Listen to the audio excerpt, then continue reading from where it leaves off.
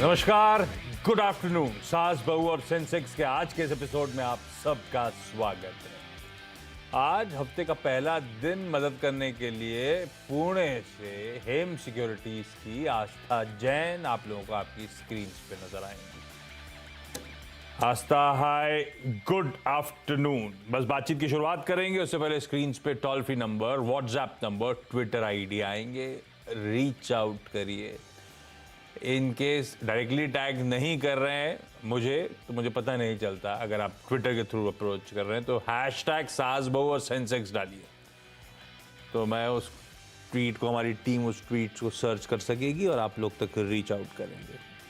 कोशिश होती है इस प्लेटफॉर्म के थ्रू आप लोगों की ज़्यादा से ज़्यादा क्वेरीज शेयर बाजार रिलेटेड हम सॉल्व कर सकें। चलिए मार्केट स्क्रीन पर लेकर आइए। सुस्त पड़ा हुआ है, फ्लैटिश, हल्के लाल निशान, 14-15 पॉइंट के हल्के दबाव के साथ निफ्टी इस समय कामकाज करता हुआ नजर आएगा। हालांकि 310 के आसपास के जोन्स थे जहां से कुछ हल्की बहुत रिकवरी प्ले आउट हुई, और उस रिकवरी प्ले आउट होने के पीछे बड़ा रीजन था। पहले तो निफ्टी बैंक कुछ देर पहले बढ़िया मूव, बढ़िया मोमेंटम निफ्टी बैंक में बनना शुरू हुआ था दिन के लो से, लेकिन मोटा मोटी फ्लैटिश होता हुआ देखिए अच्छा अपटिक्स निफ्टी बैंक में पकड़े थे और अब थोड़ा सा पस्त पड़ता हुआ इस समय नजर आ रहा है। लेकिन ठीक है, ये अब तक की बाजार की कहानी। कंसोलिडेशन है, बायसनेस पॉजिटिव है। अच्छे पिछले हफ्ते के बाद भी हम इस समय शायद टाइम वाइज थोड़ा समय स्पेंड कर रहे हैं, ऐसा कोई दबाव नहीं है। और ब्रॉडर मार्केट्स अभी भी अच्छे मोमेंटम में। हाँ, 5:1 सुबह था जब हम लोगों ने ओपनिंग करी थी, तब मैंने मेंशन करा था वो मोटा मोटी 4:1 का रेशो, वो हेल्दी रेशो अभी भी बना हुआ है। बढ़िया बढ़त के साथ लार्जली ज्यादातर स्टॉक्स इस समय कामकाज करते हुए आपको नजर आएंगे। टिकर टीम बढ़िया तरीके से इंडिविजुअल स्टॉक्स, एफएनओ के, निफ्टी के वगैरह सब चला रही है। जो स्टॉक्स वॉच आउट करने सब आपकी स्क्रीन पर है, तो अगर कुछ इंटरेस्टिंग होगा तो उस पर आऊंगा। बेसिक आइडिया है सॉल्व करना अलग अलग क्वेरीज इस शो में, उसी की शुरुआत कर रहा हूं। और आज हमें 2 जगह जाना है। आस्था के साथ पुणे तो हुआ है, साथ में सूरत और कोलकाता। तो जो जो जुड़ रहे हैं एक एक करके, आगे जो जुड़ेगा, कुछ तकनीकी दिक्कतें आ रही हैं तो अभी तो 2 लोग जुड़े हुए हैं। जैसी इनसे बातचीत शुरुआत करूंगा, जैसी थर्ड पर्सन जुड़ जाएंगे उनसे चर्चा होगी। आप दोनों को गुड आफ्टरनून। सबसे पहले सूरत चला जाए, पारुल कंसारा जी स्क्रीन पे हैं। पारुल मैम, हाय, नमस्ते। पारुल मैम, कितने समय से शेयर बाजार में हो, कितना समय हो गया और कैसी रही अब तक की जर्नी आपकी? 2 इयर्स से है। 2 साल से। तो बेसिकली ये लॉकडाउन के बाद से शुरू हुआ। हाँ। कैसे शुरू हुआ? मतलब पहले से इंटरेस्ट था, ये लॉकडाउन में शुरू क्यों हुआ 2 साल पहले? क्या ट्रिगर बना पारुल मैम? इंटरेस्ट जागा थोड़ा लॉकडाउन। थोड़ा सा नेटवर्क का इशू आ रहा है, उसे सॉर्ट आउट करिए। पारुल मैम से इनिशियल चर्चा हो गई है। पहले मैं कोलकाता चलता हूँ, कोलकाता से संगीता कुमारी जी स्क्रीन पे। संगीता मैम, आपको भी समय हो गया शेयर बाजार में? अभी आपने भी एंट्री करी है कोविड टाइम्स के बाद। आस्था मैम, गुड आफ्टरनून। मैं काफी समय से शेयर मार्केट में हूँ, नियर अबाउट 10 to 12 इयर्स। अरे वाह, ये गुजरात और कोलकाता के पानी में कुछ है। मैंने रियलाइज किया कि गुजरातीज भी बहुत ज्यादा, और कोलकाता में भी वैसे शेयर बाजार का चलन बहुत बढ़िया है। कैसी रही 10 साल की journey Sangeeta ma'am? Long term के लिए लेते हो, ट्रेडिंग वेडिंग सब करते हो? सब कुछ करते थे पहले, पर अभी जस्ट इन्वेस्टमेंट पे ही आ गए। पहले फ्यूचर में भी मैंने काफी काम किया। मैं एचडीएफसी बैंक में थी पहले। हाँ, तो क्यों आ गए? तो अभी वहां पे कुछ नुकसान हुआ या कोई और रीजन था? नुकसान हुआ स्टार्टिंग में, सीखने में तो काफी कुछ नुकसान होता है। हाँ। उसके बाद इन्वेस्टमेंट काफी मेरी रही। तो ले दे के आप सब घूम घाम के एफएनओ ट्रेडिंग करते करते सब जगह अब लॉन्ग टर्म इन्वेस्टमेंट पे उतर आए हो आप? हाँ, थोड़ा बहुत करते भी है एफएनओ में, थोड़ा बहुत, ज्यादा नहीं आस्था मैम।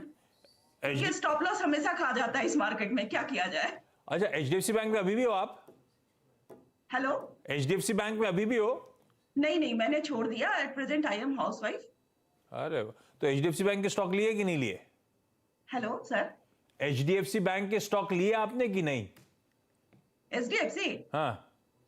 मैंने पहले लिया था, बेच के प्रॉफिट अर्न करके छोड़ दिया मर्जर से पहले। अरे वाह, स्मार्ट मूव था। अच्छा संगीता मैम, पहला सवाल कौन सा? मेरा है, मैंने अभी जस्ट अडानी इतना जो फ्लक्चुएट किया था, तो मैंने 1000 समथिंग पे उठाया था, फिर मैंने उसको सेल कर दिया था।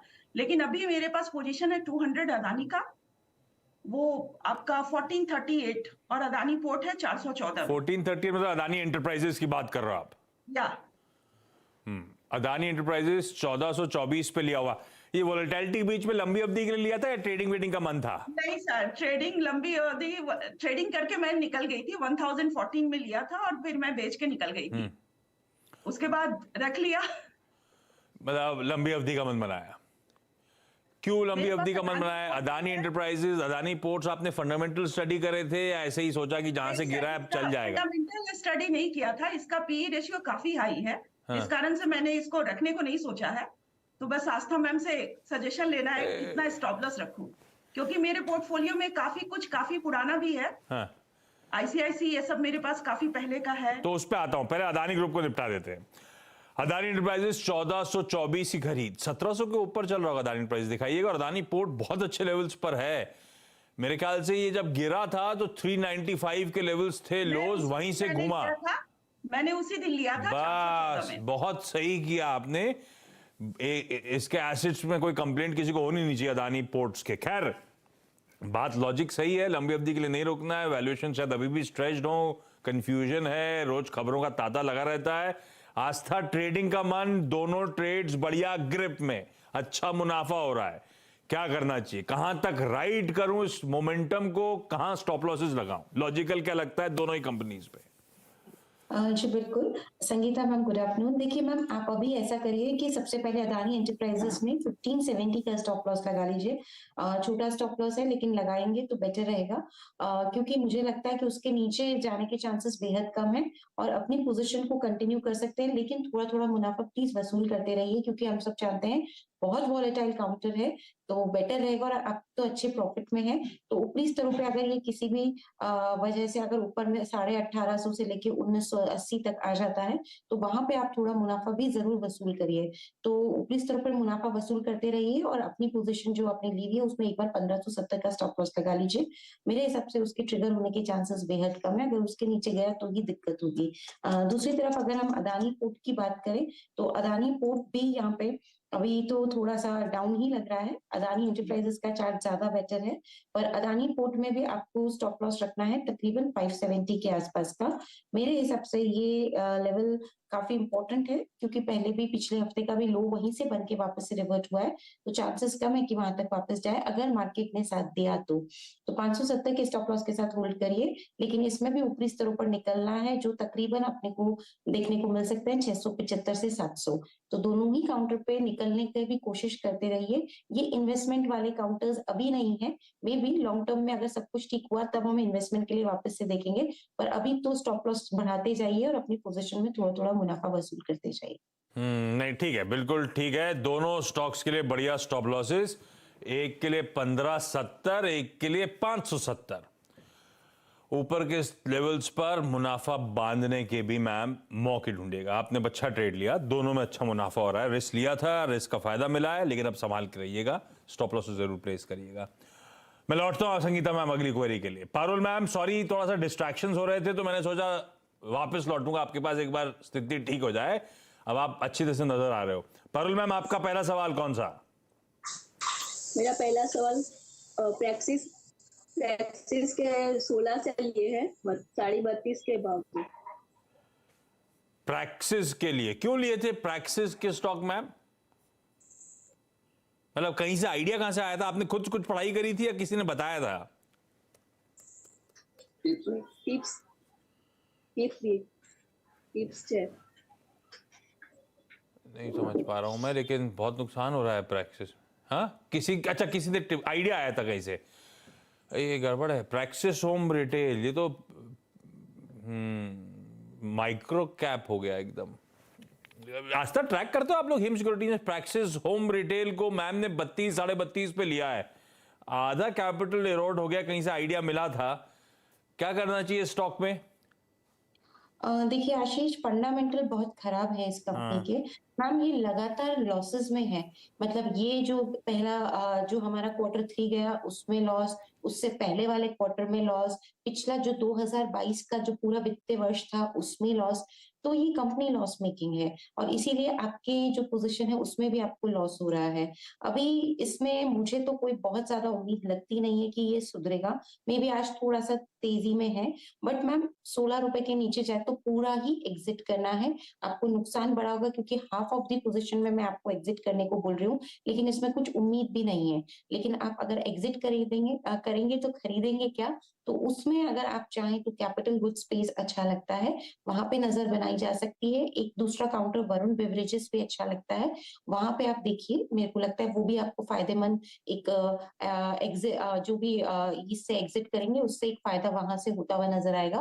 तो निकलना है हमको और दूसरे स्टॉक्स की तरफ नजर रखनी है जो कि लंबे समय के लिए अच्छा रिटर्न दे सके। तो प्रैक्सिस में मेरे हिसाब से 16 रुपए के नीचे जाए तो कंप्लीटली एग्जिट कर देना है। निकलने के मौके ढूंढने पारुल मैम हमको। वो तो अच्छा है कि हमने बहुत ज्यादा पैसा नहीं झोंका। आज तक कह रही है लगातार लॉसेस हो रहे हैं, कहीं से आपको टिप मिली थी। अपना पैसे की ये टिप कहां से आई थी? कोई ब्रोकर था या ऐसे ही मोबाइल पे मैसेज आया था? मोबाइल पे मैसेज आया। आपके हस्बैंड बोल रहे हैं ये हस्बैंड ने लगाया था पैसा?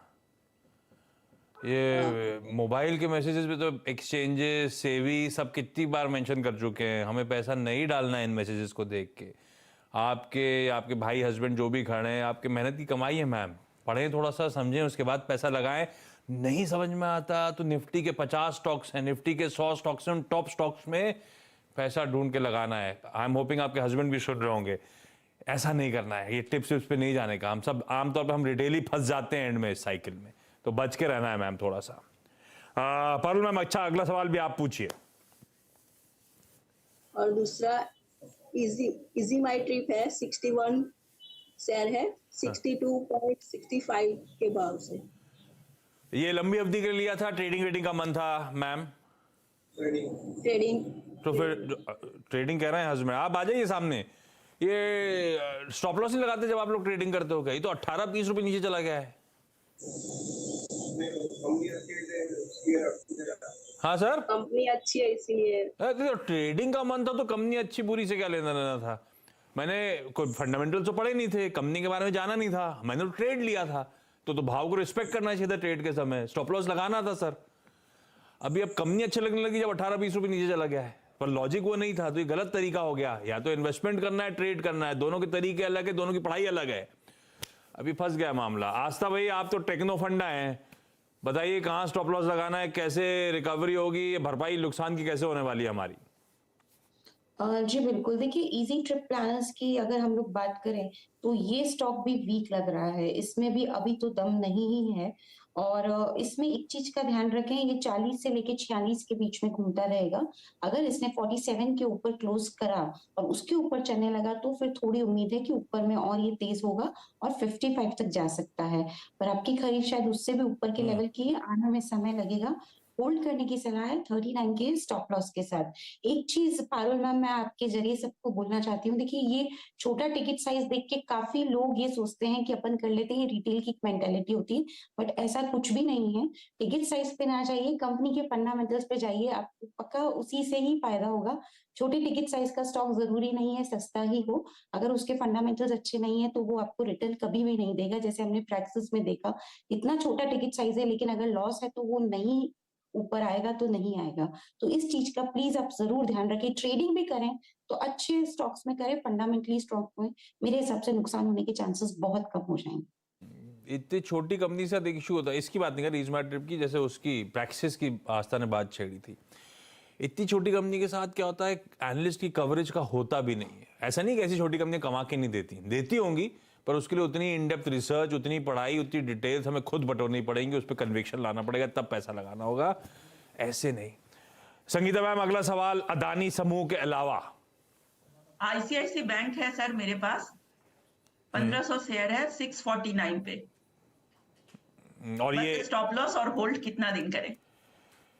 ट्रेडिंग वाला मामला है, मतलब ये भी? हेलो सर, ये लॉन्ग टर्म के लिए लिया हुआ है कि ट्रेडिंग वाला मामला था संगीता मैम? सर ये इन्वेस्टमेंट है। बढ़िया इन्वेस्टमेंट है, बढ़िया भाव पे है। ये एचडीएफसी बैंक से भरोसा उठ गया, उस पर बुक कर लिया, आईसीआईसी बैंक में इन्वेस्टमेंट करा, ऐसा क्यों? सर एचडीएफसी सिक्योरिटीज को तो इतना पैसा देते हैं ट्रेड करके, अब उससे कम से कम शेयर तो नहीं लो। बाकी लोग तो कुछ ले, मेरे पास इंडस बैंक है, एसबीआई है, आईसीआईसी बैंक है एचडीएफसी बैंक छोड़ और के यस सब है बैंक भी मतलब। है यस और बैंक यस बैंक भी है। आस्था, आईसीआईसीआई बैंक बढ़िया 650 रुपए मोटा मोटी मेरी एक्विजिशन प्राइस, 200 सवा 200 रुपए ऊपर।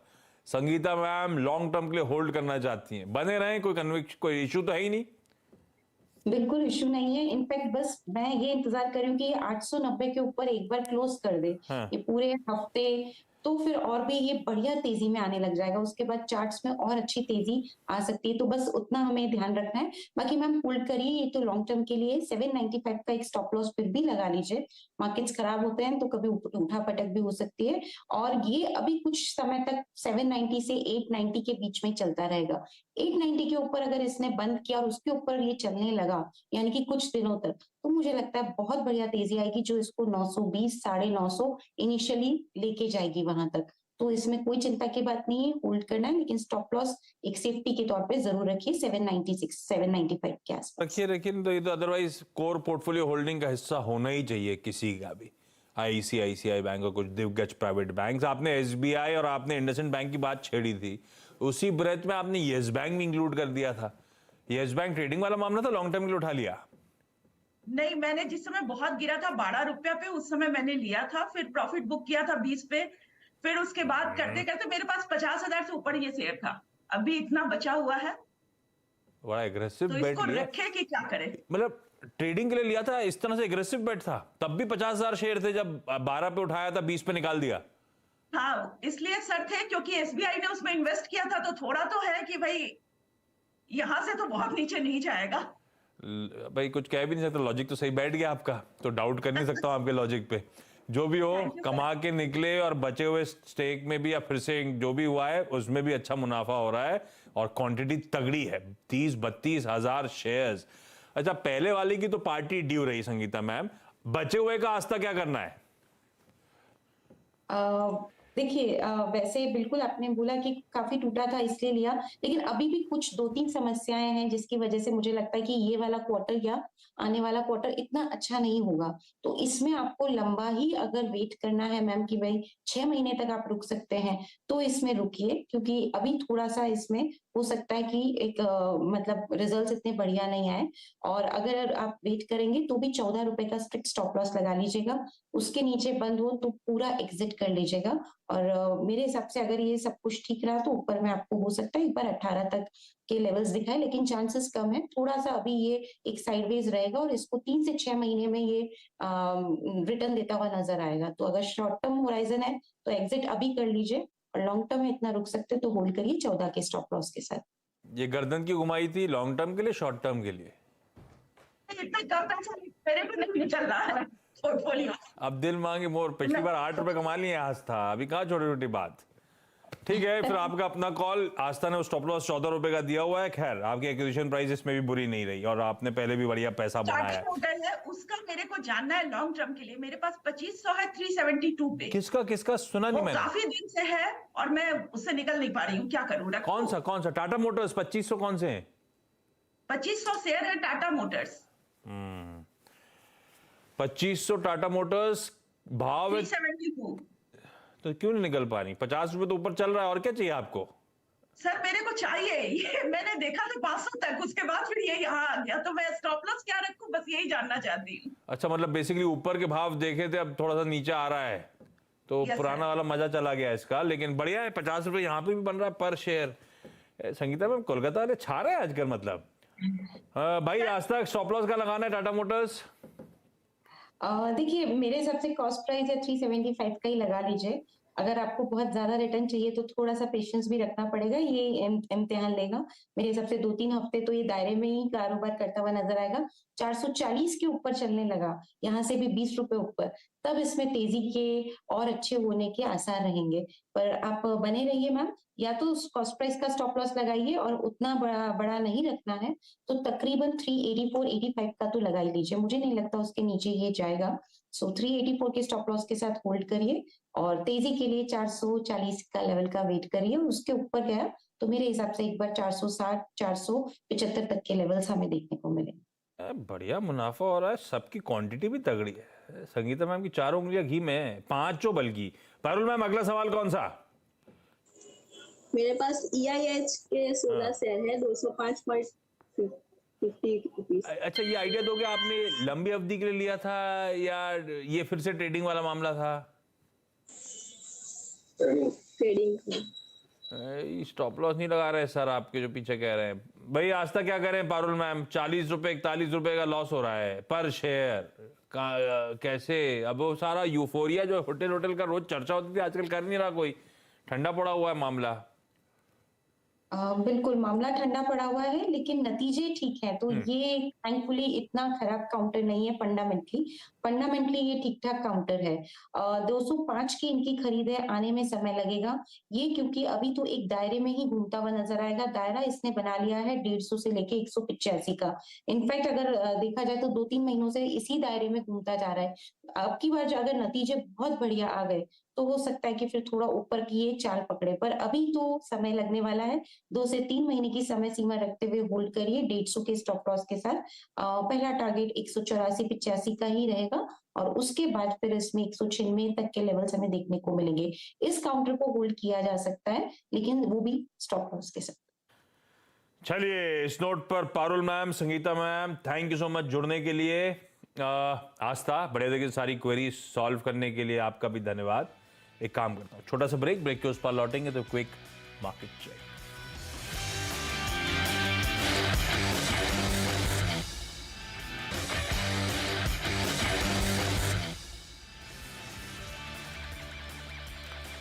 चलिए भाई, ब्रेक के बाद आपका स्वागत है। निफ्टी बैंक थोड़ा सा मोमेंटम पकड़ने की कोशिश जरूर कर रहा है। 1/3% के अब उछाल के साथ इस समय कामकाज कर रहा है। ऐसा बहुत कोई नोटवर्दी नहीं, लेकिन वो जो गेन्स थे मोटा मोटी वो इंटैक्ट, बढ़िया रिकवरी ट्रेड वहां पे प्ले आउट होता हुआ। ये फ्राइडे के अच्छे अप मूव्स, इवन पिछले हफ्ते के अच्छे जम के, पिछला हफ्ता week on week Nifty bank 3% से ज्यादा के गेन डिलीवर करके गया था। उसके ऊपर मोमेंटम मोटा मोटी इंटैक्ट आपको इस समय नजर आएगा। निफ्टी बैंक अच्छा कर रहा है, आईटी सल्क कर रहा है। 2/3% वो इंडेक्स दबाव में, और बैलेंस आउट करते हुए निफ्टी एकदम फ्राइडे की क्लोजिंग लेवल्स पे खड़ा हुआ। यह है तस्वीर बाजार की। चलिए, साज बो सेंसेक्स पे अपनी क्वेरीज भेजते रहिए। ऊपर toll free number, WhatsApp number या मेरा ट्विटर आईडी सब चल रहा है, भेजिए अपनी क्वेरीज। तो आने वाले सब्सिक्वेंट ट्रेडिंग सेशंस में इसी शो में हम लोग आपसे बातचीत करेंगे और आपकी दिक्कतों को सुलझाएंगे। ब्रेक पे जाते जाते, नीता मुकेश अंबानी कल्चरल सेंटर की ओपनिंग वीकेंड में सुर्खियों में रही। 3 दिन तक चले इस मेगा इवेंट में बॉलीवुड, हॉलीवुड, स्पोर्ट्स और राजनीति से जुड़ी हस्तियों ने शिरकत की। एक झलक के साथ छोड़े जाता हूं आपको।